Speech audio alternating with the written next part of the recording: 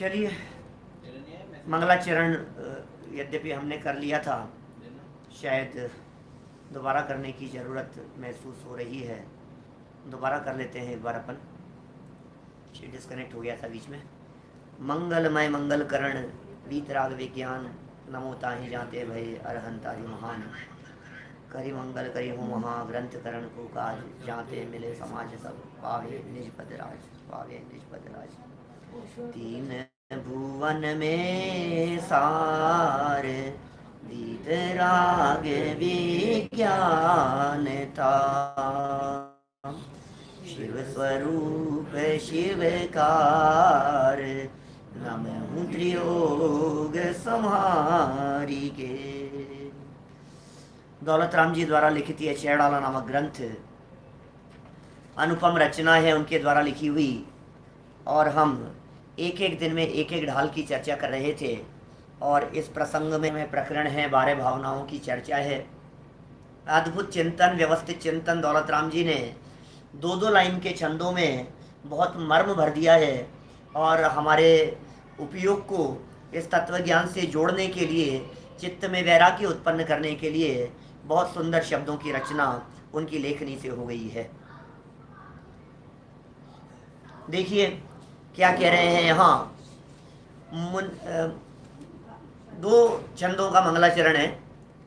मुनि सकल व्रति बड़ भागी, भव भोगन ते वैरागी, वैराग्य पावन माई, चिन्हते अनुप्रेक्षा भाई। मुनिराज हैं, सकल व्रति हैं, बड़ भागी हैं।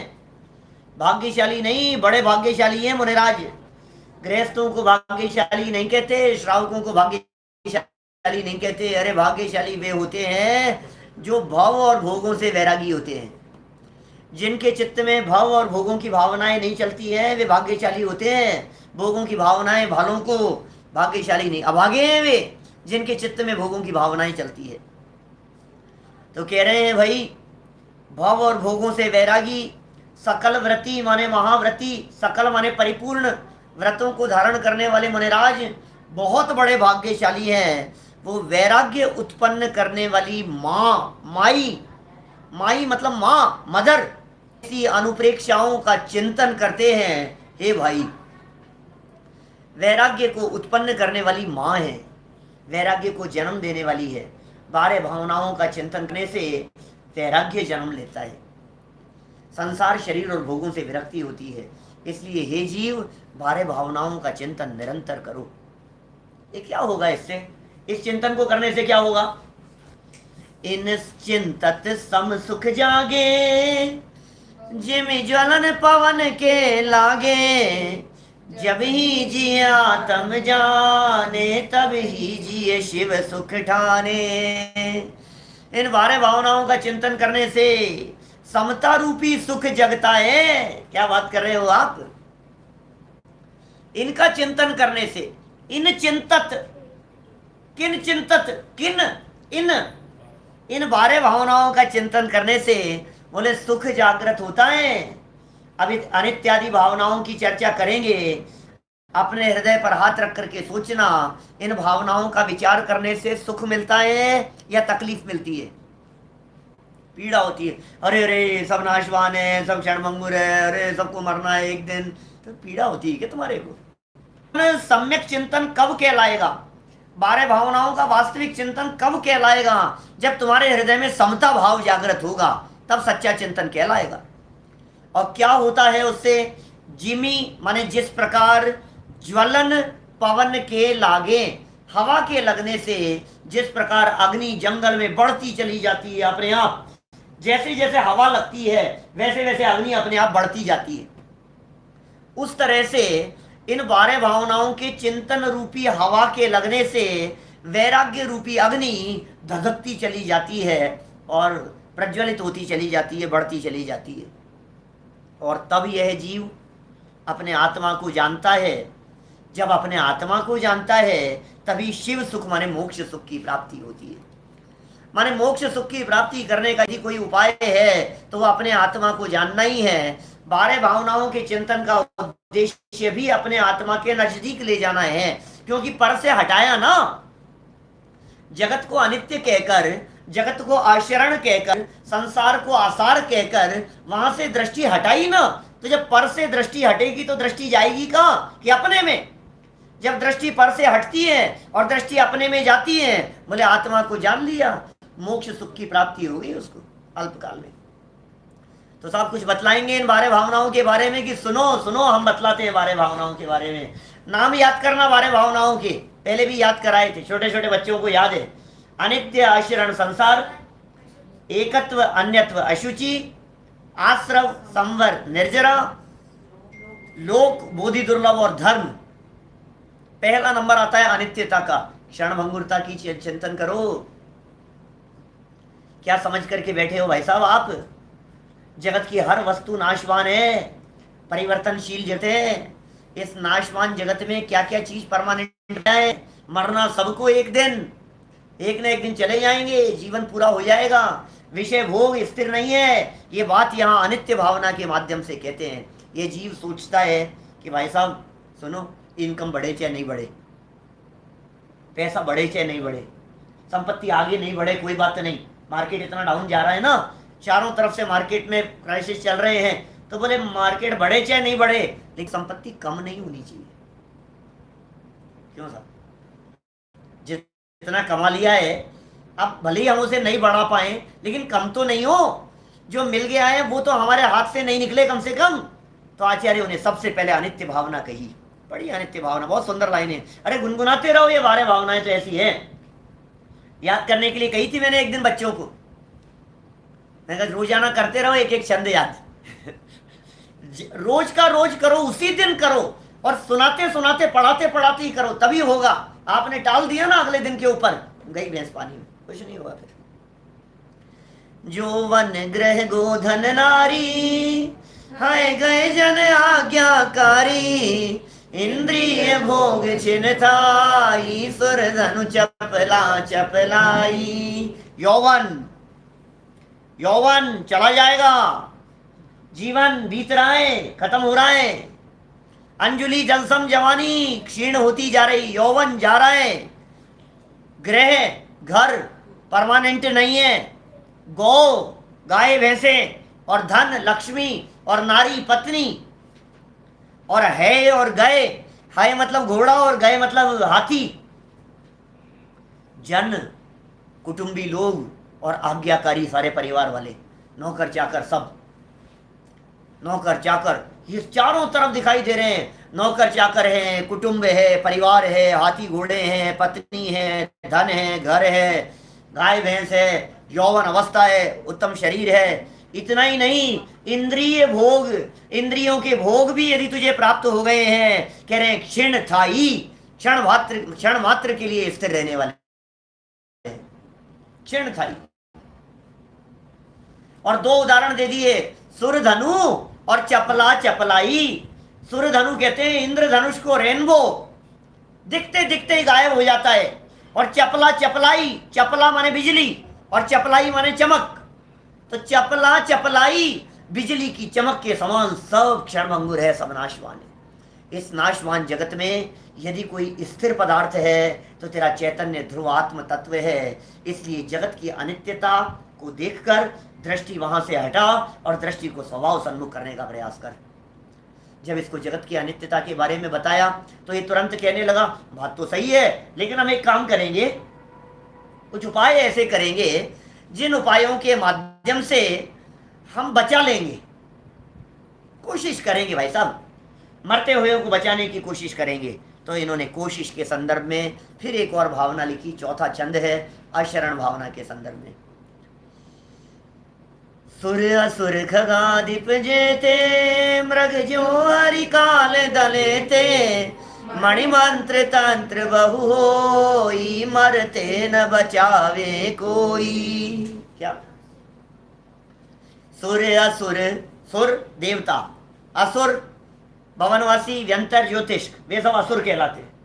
सुर माने होता है वैमानिक देव, असुर माने हैं तीन प्रकार के देव।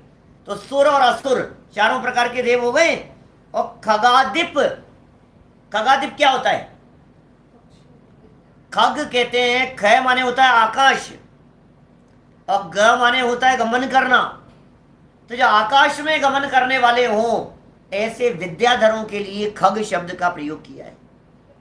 देव हो, दानव हो, देव हो, राक्षस हो, और इतना ही नहीं, चारण रिद्धिधारी मनुष्य हो, आकाश मार्ग से गमन करने वाले हो, विद्याधर हो मनुष्य, अनेक प्रकार की रिद्धि हो, जितने भी हैं। लेकिन पता है हालत क्या है?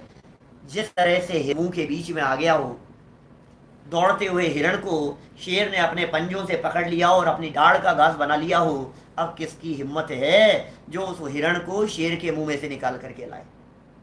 बोलो, अब नहीं है किसी की हिम्मत। मृग ज्यो हरिकाल दलेते, और फिर कह रहे हैं मणि मंत्र और तंत्र बहु होई, बहुत होंगे, मरते न बचावे कोई।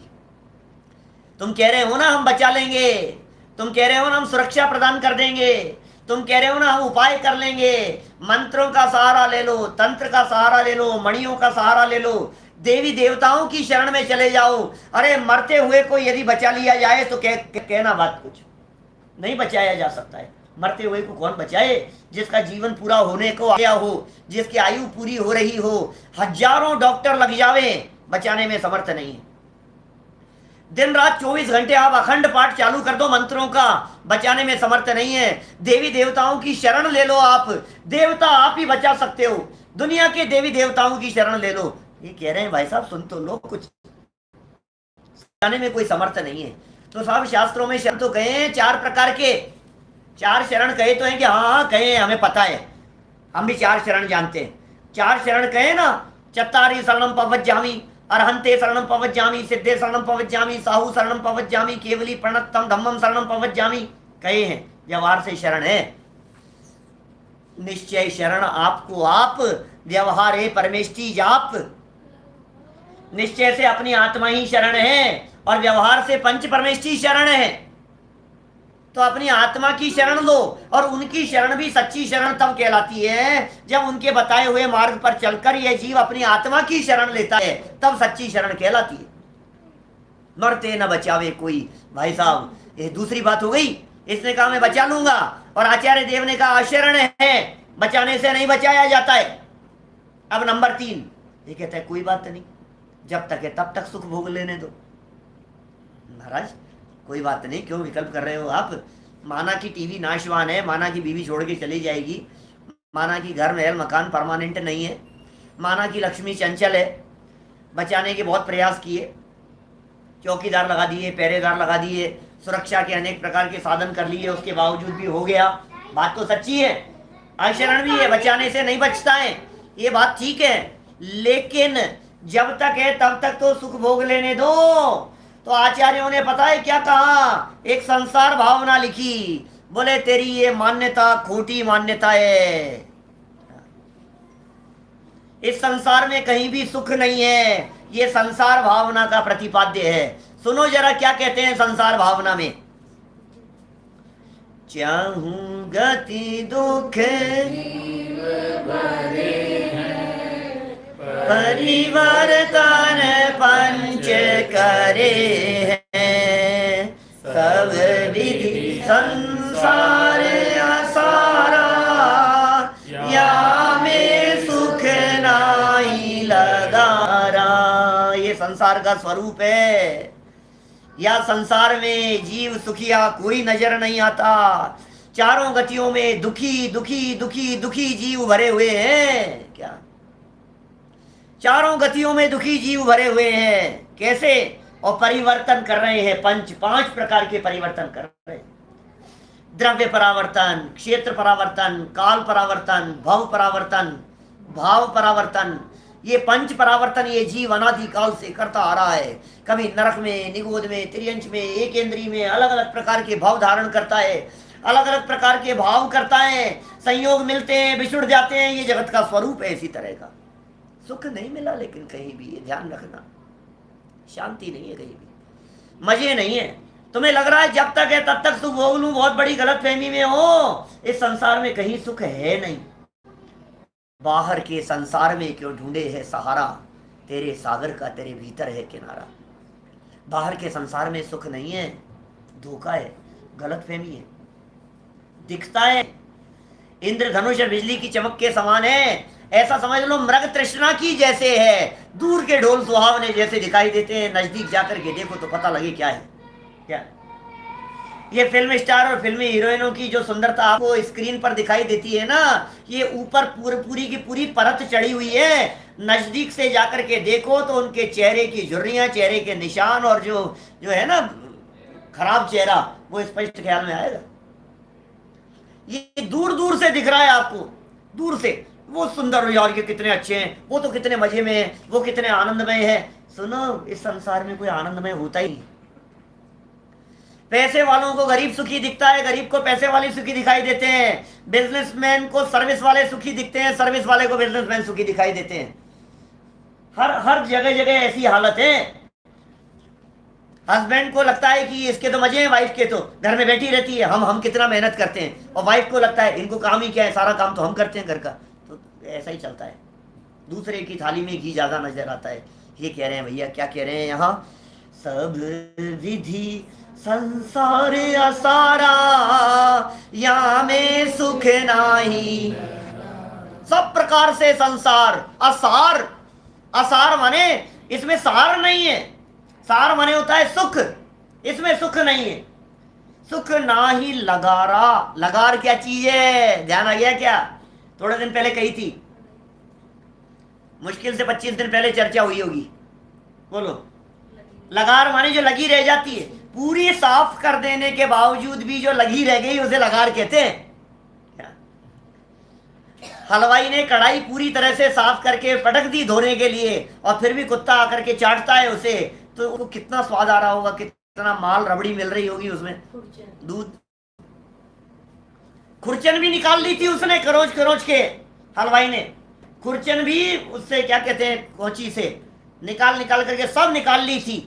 अब धोने के लिए जो पटकी थी, अब उसमें क्या बच गया है, कह रहे हैं उसे कहते हैं लगार, और ये कहते हैं लगार भी नहीं है।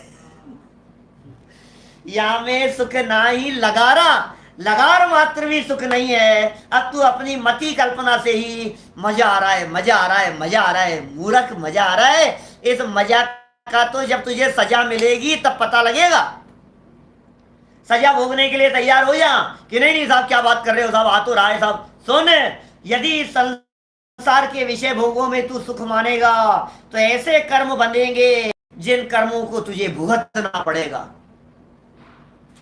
तीसरी भावना हुई संसार भावना। तो पता है क्या कहता है, हाँ हाँ मैं तैयार हूं भोगने के लिए, मैं तैयार हूं भोगने के लिए। कि क्यों तैयार है भाई? मिल बांट के भोग लेंगे सारे घर वाले, तकलीफ भी नहीं लगेगी ज्यादा। क्या फर्क पड़ गया है? थोड़ी तकलीफ होगी तो क्या हो गया? जब सुख की परिस्थितियां सारे घर वाले मिलकर के भोग रहे हैं तो दुख की परिस्थितियां भी भोग लेंगे। पंडित जी, हमारे परिवार में आपस में बहुत संगठन है। क्या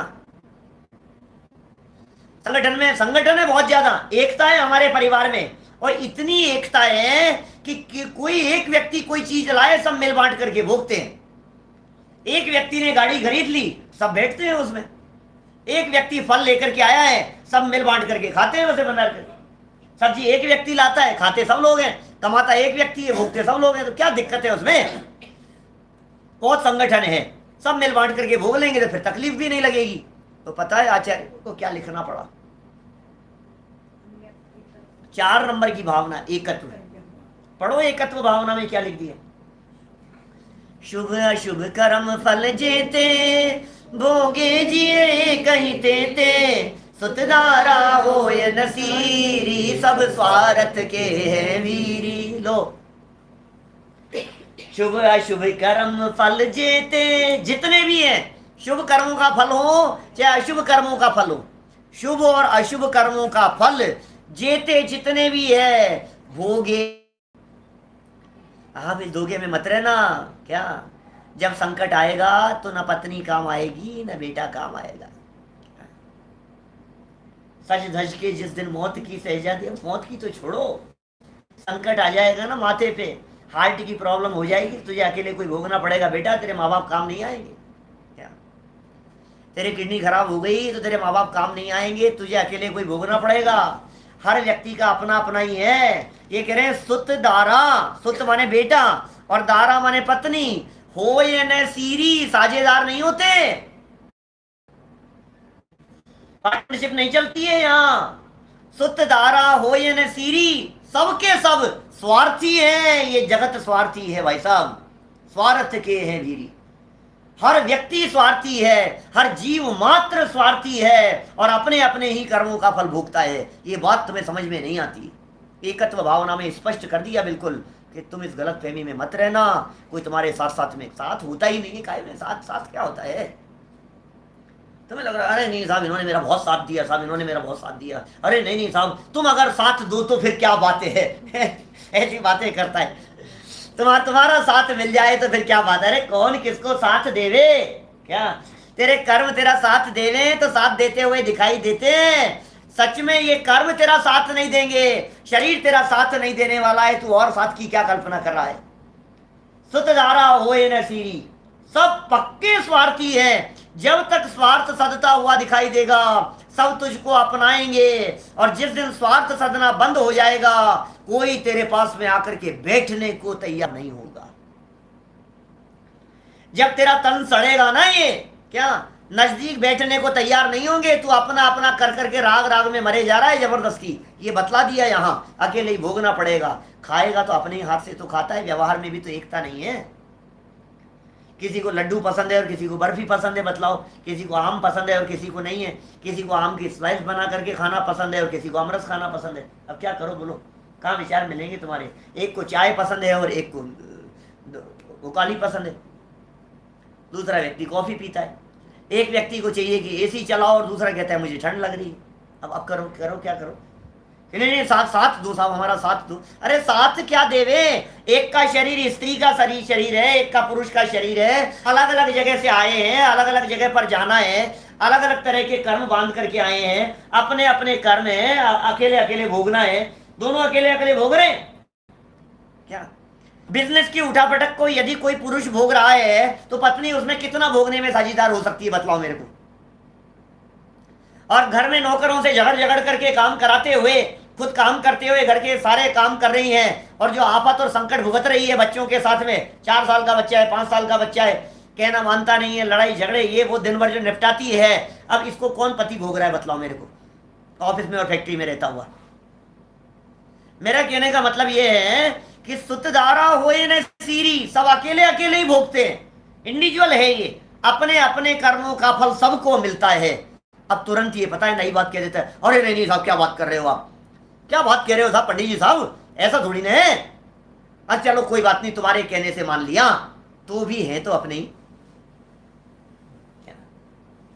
हमारे नहीं है क्या? ये साथ दे चाहे नहीं दे, तुम्हारे कहने से मान लिया साथ नहीं देता है, ये है तो मेरे ही। तो आचार्य देव आगे आगे लिखी अन्यत्व भावना। अन्यत्व भावना में क्या लिखा? जल पे जो जिय तन मेला, पे भिन्न भिन्न नहीं बेला, तो प्रकट जुदे धन धामा। अरे भाई तू सुन तो सही, तू कहाँ उनमें अपनापन किए बैठा है, जहां दे अपनी नहीं। शरीर तेरा नहीं है, दूध और पानी की तरह मिले हुए दिखाई दे रहे हैं तेरे को, मेला है ये, भेले नहीं है। आगे शब्द दिए हैं, पे भिन्न भिन्न, शरीर और आत्मा दूध और पानी की तरह मिले हुए दिखाई दे रहे हैं, उसके बावजूद भी भिन्न भिन्न ही है, दोनों का स्वरूप न्यारा न्यारा है। तो प्रकट ही है, फिर जुदे हैं। धन धामा, धन अलग है, वो तो अलग ही दिखाई दे रहा है। जो एक में एक शरीर दिखाई देता है वो शरीर ही जब अलग है, तो पत्नी को तो पियर भेज दिया तूने क्या? बच्चे तो नाना के रहने के लिए चले गए, तू तो घर छोड़ करके फैक्ट्री चला गया, वो तो प्रकट ही अलग दिखाई दे रहे हैं। धन तेरे साथ साथ में थोड़ी ना जाता है जब तू पिकनिक बनाने के लिए जाता है, ये तो प्रकट अलग दिखाई दे रहे हैं ना तेरे से। प्रकट जुदे धन धामा, तू क्यों इनमें एक में एक हो रहा है, तू क्यों इनमें मिलता है पत्नी पुत्रादिक के अंदर? नहीं नहीं साहब बर्दाश्त नहीं हो रही है ये बात, आप कैसी बात कर रहे हो, ये बात कुछ हमारे को समझ नहीं आ रही है। आपने ऐसा कैसे कह दिया कि ये हमारा नहीं है और शरीर भी हमारा नहीं है? शरीर को मेंटेन करके चल रहा हूं यार, आप कह रहे हो ये मेरा नहीं है। तो आचार्यों को तुरंत अशुचि भावना लिखनी पड़ी। 6 नंबर की भावना, 8 नंबर का छंद। पल रुधिर राध मल थैली की कस वसादिते मैली नव द्वार भये घिनकारी हस देह करे किम यारी। तू भाई तू किसमें अपनापन कर रहा है? एक बार तू शरीर का स्वरूप समझ ले वे, ये तू गहराई से शरीर का स्वरूप समझ लेगा तो फिर शरीर के प्रति तन्मयता नहीं होगी, शरीर के प्रति अपनापन नहीं होगा, शरीर के प्रति एकमेकपना नहीं होगा तेरा। क्या है शरीर का स्वरूप? पल माने होता है मांस, पल।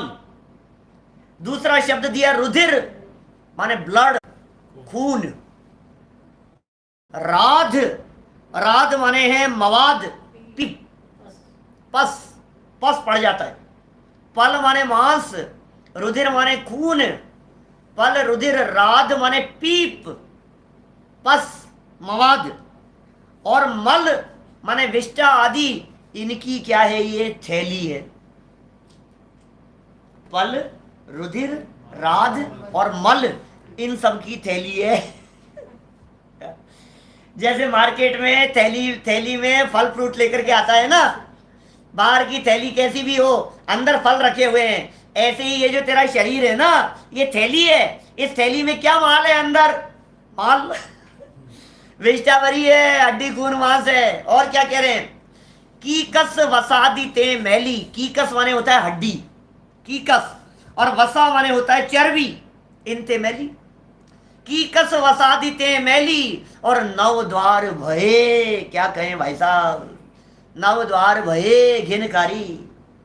घृणा करने वाले इस शरीर से नौ नौ द्वार बहते हुए दिखाई देते हैं। कान बह रहा है, कान है ना, अच्छा नहीं लगता। और आंख और नाक में कोई उंगली डाले तो कैसा लगता है बतलाओ आपको? ये द्वार है, ये जिन द्वारों से क्या बहता है? मल बहता है। मुंह से क्या निकलेगा?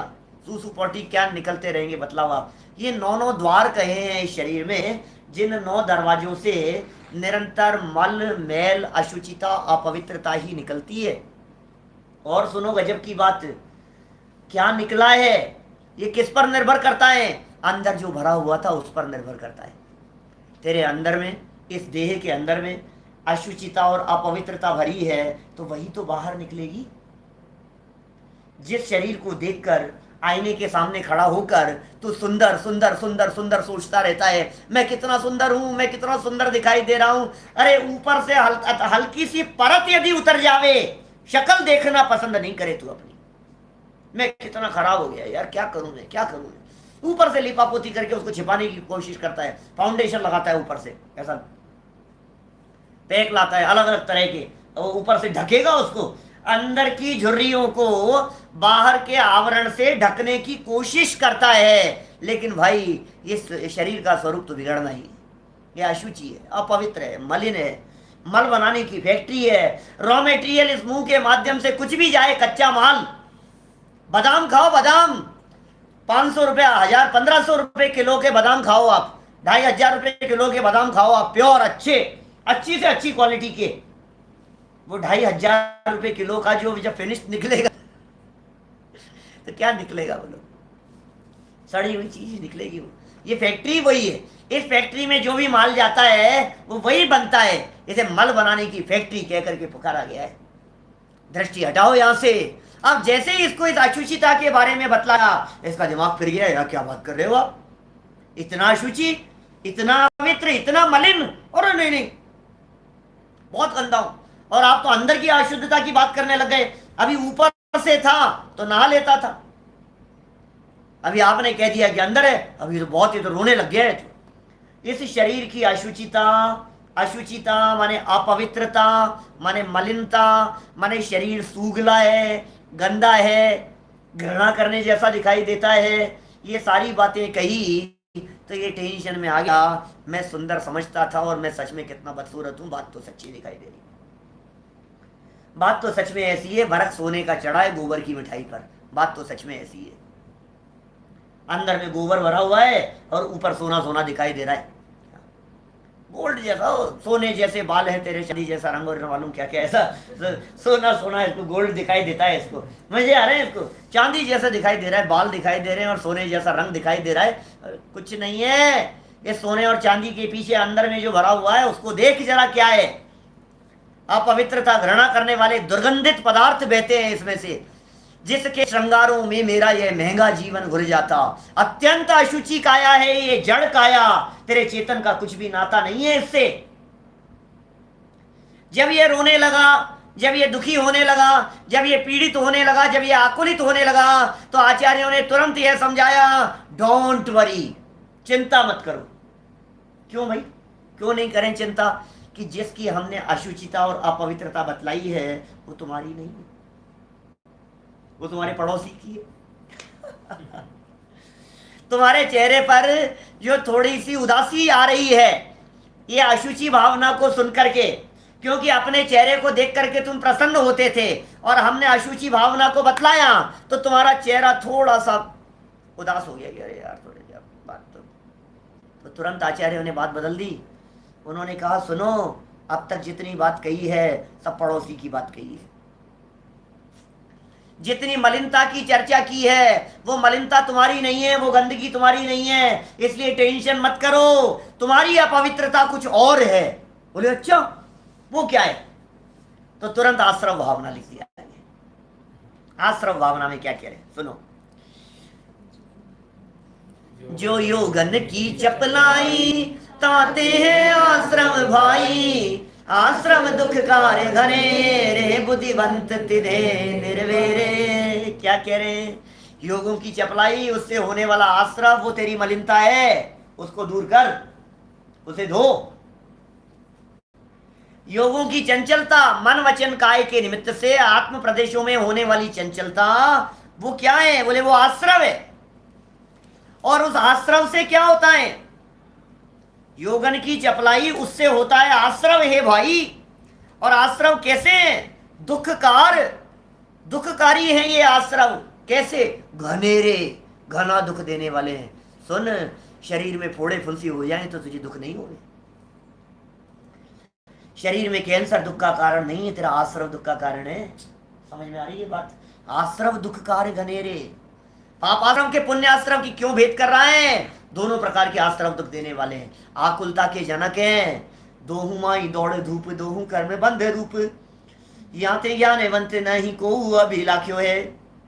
पुण्य हो या पाप हो, शुभ हो या अशुभ हो, आश्रव आश्रव आश्रव कर्मों के आने के द्वार हैं ये। मिथ्या, अविरति, प्रमाद, कषाय, योग, ये आश्रव परिणाम, ये तेरे दुख के असली कारण हैं। ताते हैं आश्रव, आश्रव दुखकार घनेरे। इसलिए समझदार व्यक्ति, बुद्धिवंत समझदार लोग क्या करते हैं? तिन्हें निर्वेरे, उनसे छुट्टी। बुद्धिवंत तिन्हें निर्वेरे।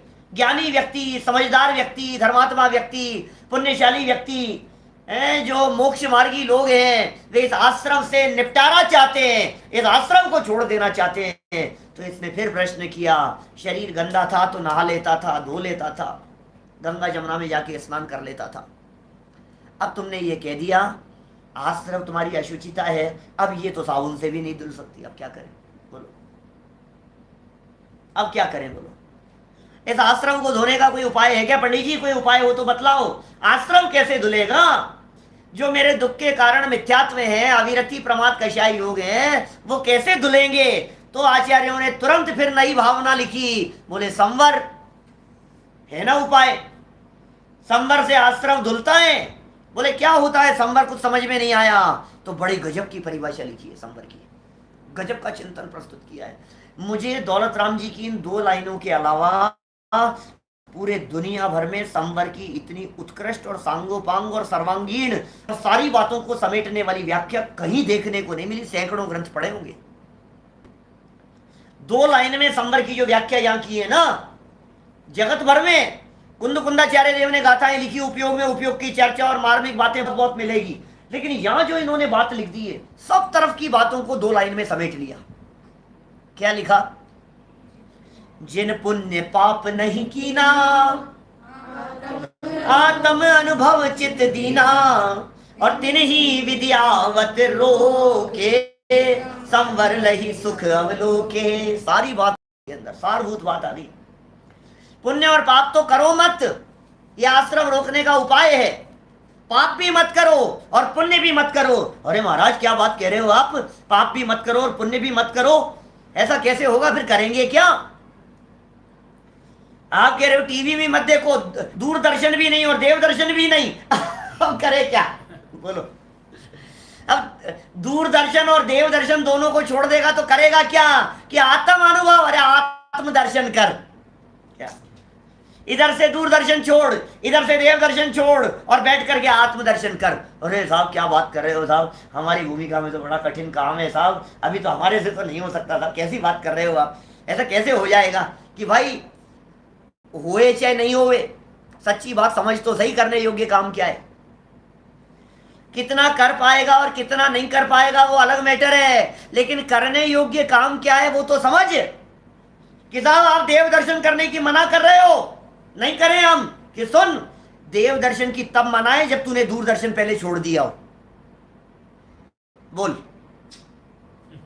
यदि तू पाप से छूट चुका हो और शुभ भाव में आ रहा हो, परिणाम तेरे देव पूजा गुरु पास्ती आदि में लग रहे हो, तो फिर तेरे को ऊपर चढ़ने के लिए उपदेश देंगे। अभी तो तुझसे पाप नहीं छूट रहा है, हम क्या बात करें। संवर किसका नाम है? जिन्होंने पुण्य पाप दोनों नहीं किया। क्या? जिन पुण्य पाप नहीं कीना और आत्मा के अनुभव में जिन्होंने चित्त दिया, ये तो ऊपर उत्कृष्ट बात हो गई। पुण्य पाप नहीं करेगा तो करेगा क्या? आत्मा का अनुभव कर। तो साहब संवर तो हमने सुना है, आश्रम निरोधे कि हाँ तिन ही विधि आवत रोके। लो, द्रव्य संवर। कि भाव संवर क्या होता है? संवर लही सुख अवलोके, सुख की उत्पत्ति, अंदर में अतीन्द्रिय आनंद के झरने झरना शुरुआत हो जाना, उसका नाम है भाव संवर। सर्वांगीण बात हो गई। आते हुए कर्मों के रोकने की बात भी कर ली, शुद्धि की उत्पत्ति की बात भी कर ली, आनंद के जन्म की बात भी कर ली, पुण्य पाप के रोकने की बात भी कर ली, और आत्मा में उपयोग की लीनता की बात भी कर ली। चारों तरफ की सारी बातें आ गई। इसका नाम है संवर। कि साहब मजा आ गया, संवर हो गया। कि सुन सुन, संवर में खुश मत होना, क्योंकि अभी बैठे पूर्व चोर, अंदर के बैठे हुए कर्म हैं, उनकी निर्जरा की जरूरत है। अभी तो संवर में आते हुए कर्म रुके थे, अब जो पहले के कर्म बैठे हैं उनका क्या होगा? तो फिर निर्जरा भावना लिखी आगे। क्या लिखा? निज काल पाए विधि झरना, तासो निज काजन सरना, तप करि जो कर्म खिपावे, सोई शिव सुख दर्शावे। सुनो भाई, निर्जरा भी दो तरह की। एक वो निज काल पाए, अपना समय आने पर, विधि माने होता है कर्म, झरना झड़ गए, अपना समय पा करके कर्म आकर के झड़ गए, बोले उससे अपना काम सरने वाला नहीं है। तासो माने उससे, निज काज माने अपना काम, न सरना नहीं सरेगा, तो फिर क्या करें? बोले तप कर, उससे जो कर्म खिपेंगे वो मोक्ष सुख को दर्शाने वाले होंगे। क्या? तपस्या के माध्यम से जो कर्म खिलते हैं, और तपस्या किसका नाम है? स्वरूप विश्रांत है, निस्तरंग चैतन्य प्रतिपन्ना तप है।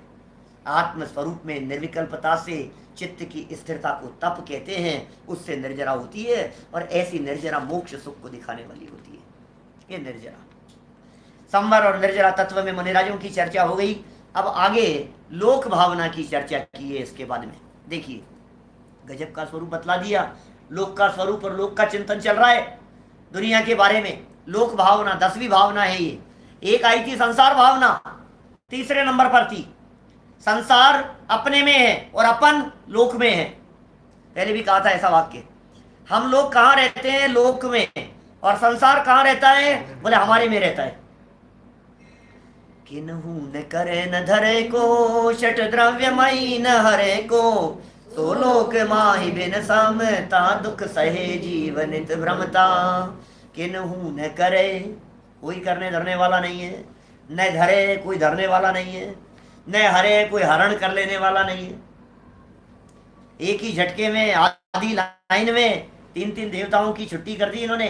किन्हू न करे, कोई दुनिया को बनाने वाला नहीं है, कोई बनाए रखने वाला नहीं है, कोई मिटाने वाला नहीं है, क्योंकि यह दुनिया 6 द्रव्यमय है, षट द्रव्यमयी, इसको कोई हरण करने वाला नहीं है। ऐसी दुनिया, ऐसा लोक, ऐसा विश्व, ऐसा जगत सो लोक माही बिन समता, समता नहीं होने के कारण ये जीव निरंतर भ्रमता रहा है, दुख सहता हुआ, दुख सहे, दुख को सहता हुआ यह जीव निरंतर भ्रमता रहा है। क्यों भटक रहा है? समता के बिना। समता भाव धर, भटकना बंद हो जाएगा।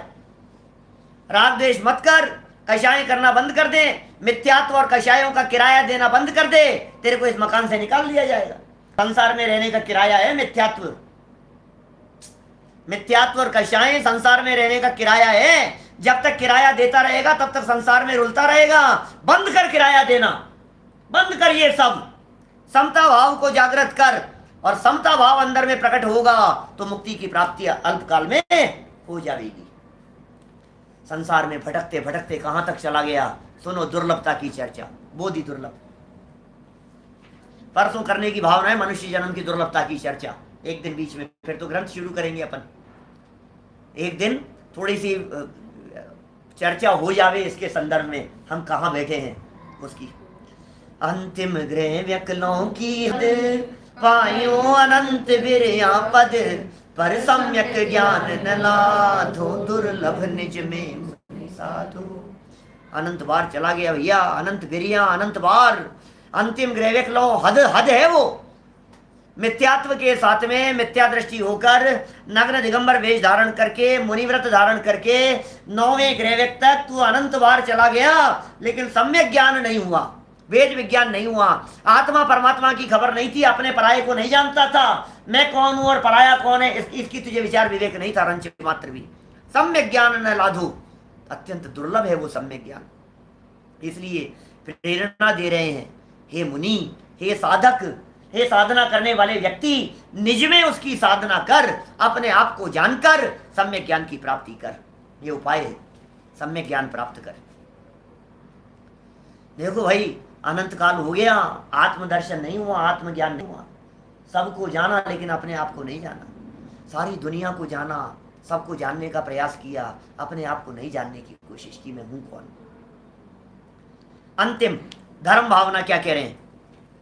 जो भाव मोहते न्यारे, दृग ज्ञान व्रतादिक सारे, सो धर्म जबे जिए धारे, तब ही सुख अचल निहारे। भाई जो भाव, तेरे जो भी भाव हैं, यदि वे मोह से न्यारे होंगे, कौन से भावों की बात कर रहे हैं? जो भाव, जो परिणाम, जो शुद्धता, जो उपयोग की निर्मलता, वे भाव मोहते न्यारे। और कैसे? मोह से तो रहित, और दर्शन ज्ञान और चारित्र से सहित। सम्यक दर्शन, सम्यक ज्ञान और सम्यक चारित्र से सहित, मोह भाव से रहित जो तेरे भाव हैं, वही धर्म है, उसे धर्म कहते हैं। ये रत्नत्रय धर्म है, सम्यक दर्शन ज्ञान चारित्र धर्म है। बाहर में धर्म नहीं है, जहां जहां तू धर्म समझ रहा है, ये असली धर्म की बात कर रहे हैं। ऐसे धर्म को जब ये जीव धारण करता है, तभी सुख, अचल अचल सुख की प्राप्ति होती है। परमानेंट सुख को वो निहारता है, परमानेंट सुख को प्राप्त करता है, सादे अनंत काल के लिए सुख में जाकर के विराजमान होता है। इस तरह से ये 12 भावनाओं की चर्चा पूर्ण की, और फिर अंत में अंतिम 2 लाइनों में कह दिया, भाई साहब, यदि आपको थोड़ा सा वैराग्य हुआ हो संसार, शरीर और भोगों से, थोड़ी बहुत भी विरक्ति यदि आपको हो गई हो, तो फिर कह रहे हैं ऐसे धर्म को मुनि अवस्था धारण करके धरना। ऐसा धर्म मुनिराजों के होता है, वो धरते हैं।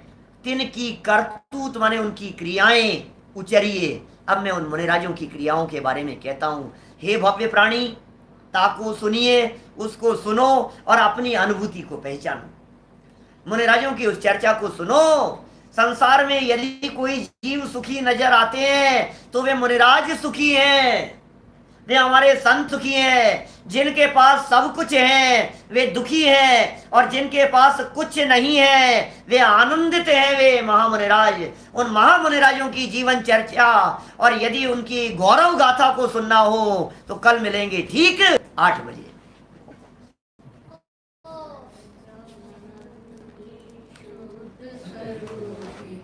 अविनाशी हूँ आत्मस्वरूप, सहजानंदी शुद्ध स्वरूपी, अविनाशी।